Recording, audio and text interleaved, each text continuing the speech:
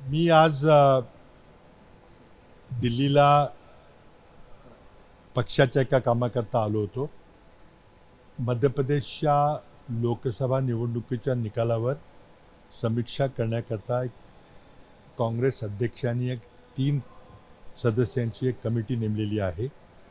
त्या कमिटीमध्ये मी आणि माझ्यासोबत गुजरातचे आमदार जिग्नेश मेवानी आणि ओरिसाचे काँग्रेसचे लोकसभेचे खासदार सप्तगिरी लाव या आम्ही तिघांची मीटिंग होती. आम्ही 2 दिवस भोपाळला जाऊन सर्व उमेदवारांची चर्चा केली आणि आज इथं दिल्लीच्या नेत्यांची चर्चा करण्याकरता आणि बाकी काही चर्चा करण्याकरता मी काल आणि आज आलो होतो. आमचं सर्व मध्य प्रदेशच्या समीक्षा समितीचं काम संपलेलं आहे.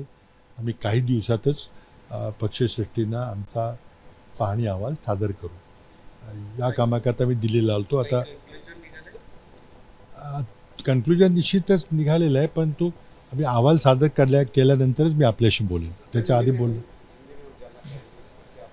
देखिए, कांग्रेस अध्यक्ष ने मध्य प्रदेश लोकसभा चुनाव के नतीजों की समीक्षा करने के लिए एक 3 सदस्यीय समिति गठित की थी, जिसमें मेरे साथ गुजरात के विधायक जिग्नेश मेवानी जी थे और उड़ीसा के कांग्रेस के लोकसभा के सांसद सप्तगिरी ओलावा थे.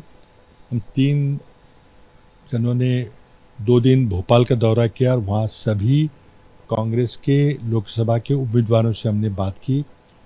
भोपाल में मध्य प्रदेश की जो पॉलिटिकल अफेयर्स कमेटी थी उनके सब सदस्यों से बात की और 2 दिनों के लिए हम दिल्ली आए, जहाँ हमने जनरल सेक्रेटरीज, आज के पहले वाले जनरल सेक्रेटरीज और कांग्रेस के सेक्रेटरीज और कुछ और नेता लोगों से बात की. अब कमेटी का काम वैसे तो हमने पूरा काम कर लिया है. कुछ और लोगों से ज़रूरत पड़ी तो फ़ोन पे हम बात करेंगे और कुछ दिनों में हम अपनी रिपोर्ट पेश करेंगे. तो ये हमारा काम यहाँ का हो गया. मैं वापस अभी थोड़ी देर में मुंबई वापस जा रहा हूँ. सरकार मुख्यमंत्र्यांनी जी घोषणा केली त्याबद्दल देखिए, फाइंडिंग तो जब हम रिपोर्ट पेश करेंगे कांग्रेस अध्यक्ष को उसके बाद ही बताएंगे. अभी बीच में करना सही नहीं रहेगा. हम अपने जो भी हमने समीक्षा की है, हमें जो देखा है ऑब्जर्वेशन से, वो हम साथ पेश करेंगे, उसके बाद ही हम बात करेंगे. महाराष्ट्रामध्ये मोठ्या घोषणा होत आहेत. महाराष्ट्राची तेवढी आर्थिक मत आहे. आता हा प्रश्न असा आहे की दिवा विस्ताना जसा थोडा जास्त चमकतो त्याप्रमाणे चाललेला आहे. उद्याची चिंता न करता वाटेल त्या घोषणा करायचं चाललेलं आहे. घोषणा केल्या आणि काही समाजाला जर लाभ मिळाला त्याचं आम्ही स्वागत करतो. पण या सगळ्या घोषणांना ज्या प्रकारे UPA सरकारने कायदा करून अधिकार दिला होता, त्याला राईट्स बेस्ड लेजिस्लेशन म्हणतात. कायद्यावर आधारित तुम्ही जे लाभ द्या. आमचं म्हणणं आहे की तुम्ही ही जी लाडली बहिणा मध्य प्रदेश योजनेची कॉपी करत तुम्ही लाडकी बहीण केलेली आहे, चांगली गोष्ट आहे.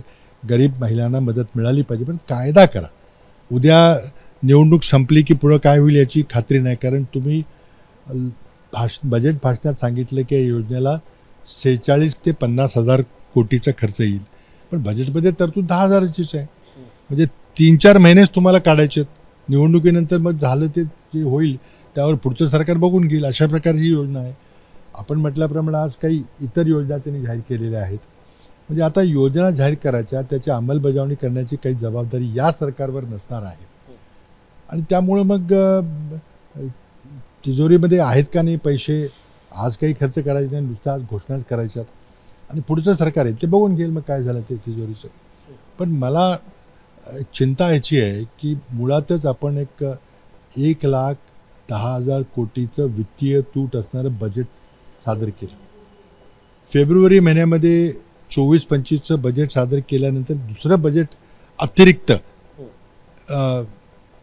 का बजेट सादर केलं हे काय आम्हाला अजूनही कळलेलं नाही. अर्थमंत्र्यांनी विधानसभेमध्ये त्यामधील संदिग्ध उत्तरं दिली की हो बरोबर आहे, दुसरं बजेट आहे आणि निवडणूक झाल्यावर तिसरं बजेट यायलाच लागेल.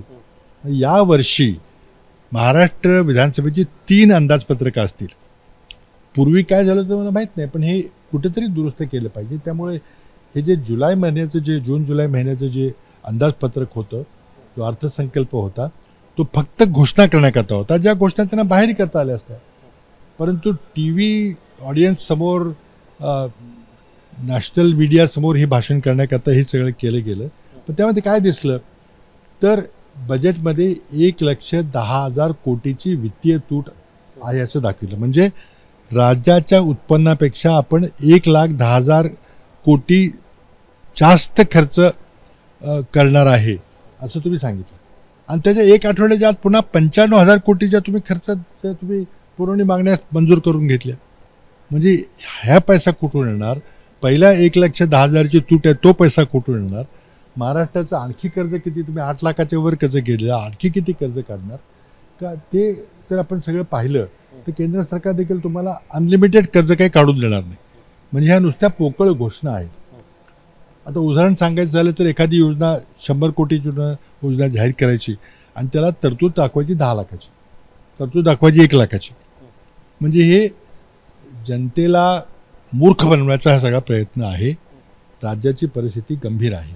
या विधिमंडळाच्या अधिवेशनामध्ये आमच्या 2 मागण्या सरकारने मान्य केल्या, म्हणजे घोषणा तरी केल्या. पहिली मागणी की राज्यामध्ये जे प्रचंड सुशिक्षित बेरोजगारीचं संकट निर्माण झालेलं आहे त्याला उत्तर म्हणजे आपल्या राज्यात औद्योगिकीकरण झालं पाहिजे. ते होतंय का? आमचा आरोप आहे की होत नाही. एखादा उद्योग येत असेल तर त्याला गुजरातला पळवलं जातं. तर त्यावर सरकारने उत्तर दिले की आम्ही याच्यावर एक श्वेतपत्रिका काढू. आता श्वेतपत्रिका कधी काढणार? नोव्हेंबरमध्ये काढणार, डिसेंबरमध्ये काढणार का विधानसभा निवडणुकीच्या आधी काढणार? तर आमची पहिली मागणी आहे की तात्काळ तुम्ही उद्योगधंद्याच्या बाबतीमध्ये किती नवीन उद्योगधंदे आलेले आहेत, किती लोकांना रोजगार मिळालेला आहे, आणखी किती येणार आहे, तुम्ही परदेशी गुंतवणूक आली असं घोषणा करता, मग परदेशी गुंतवणुकीत कुठं कारखाने उभे राहिले ते दाखवा आम्हाला. तर ती श्वेतपत्रिका ताबडतोब सादर करा ही पहिली मागणी आहे. दुसरी, मुंबईच्या जमिनी तातडीनं घाईगर्दीने विक्री चाललेली आहे आणि त्याकरता जो धारावी पुनर्वसन प्रकल्प आहे त्यामध्ये मूळ टेंडरमध्ये नसलेल्या जमिनी नंतर त्यामध्ये समाविष्ट केल्या जात आहेत. हा प्रचंड मोठा स्कॅम आहे. त्यामुळं धारावी पुनर्वसन प्रकल्पाचीही या ठिकाणी आपण माहिती आम्हाला द्या आणि त्याकरता श्वेतपत्रिका काढा ही आमची मागणी होती. मी मागणी केली होती ती महसूल मंत्री विखे पाटलांनी मान्य केली आहे. तर तो श्वेतपत्रिका लवकर आली पाहिजे म्हणजे निवडणुकीपूर्वी चर्चा होईल.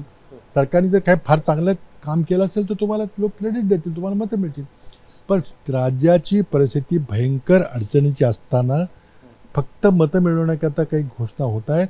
त्या घोषणा तुम्हाला खरोखरी करायचं तर कायदा करा. महिलांना तुम्ही एक पेन्शन द्या, कुठल्या वर्गाला त्याची काय करायची ते द्या. त्याच्यावर अंतिम तारीख वगैरे करू नका. हा प्रत्येक महिलेचा जो ती अटी फुलफिल करते त्या सगळ्याचा अधिकार आहे, हक्क आहे. आणि मग राईट्स बेस्ड कायदा करा, अधिकारावर आधारित कायदा करा अशी आमची मागणी आहे. उद्या सर काँग्रेसची मिटिंग होते विधानसभे निवडणुकीच्या पार्श्वभूमीवर. काँग्रेसची प्रतीक्षा आहे असं म्हणणं आहे, कारण शिवसेना आणि राष्ट्रवादीचं बऱ्यापैकी धोरण ठरलेलं आहे. नाही बघा, उद्या आमची वरिष्ठ नेते येणार आहेत आणि मुंबईला काँग्रेस पक्षाची बैठक आहे. पहिल्यांदा एक स्ट्रॅटेजी कमिटीची मिटिंग होईल, नंतर दुपारी सर्व जिल्हाध्यक्षांच्या बरोबर मिटिंग होणार आहे. या निवडणुकीच्या पूर्वतयारीचा भाग आहे. एक जागा वाटप कशी करायची, तिकीट वाटप कसं करायचं याची स्ट्रॅटेजी काहीतरी उद्या ठरेल. त्यामुळं एक अत्यंत महत्त्वाची मिटिंग उद्या काँग्रेस पक्षाची होत आहे.